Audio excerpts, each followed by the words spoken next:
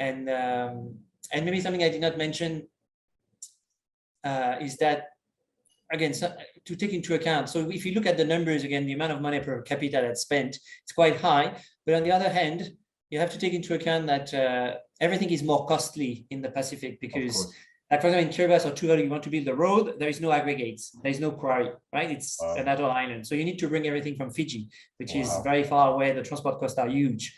Then you'll have very few bidders because contractors, very often, they're reluctant to work in these countries which are far away. The logistics are complicated. It's seen as being a bit risky. So you get few bids. If you get few bids, of course, you get higher prices. Insurance companies are more and more reluctant to cover contracts in these areas because of climate change, mainly. So it's another impact of climate change. Insurance costs go up, and then the bid prices go up as well as a consequence of that. Contractors are telling us that, they'd rather do works in New Zealand or Australia because it's easier, and then they know the environment.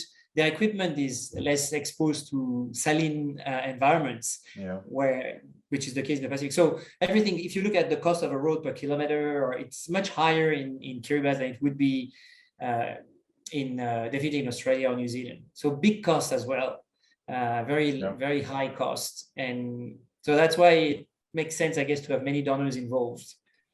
Yeah, I understand. The thing that just I find a shame, and you mentioned that, is that there is a huge need, right? All those donors organized, and you said are putting a lot of money, especially when you compare per capita in the region, and at the same time, not that many bidders.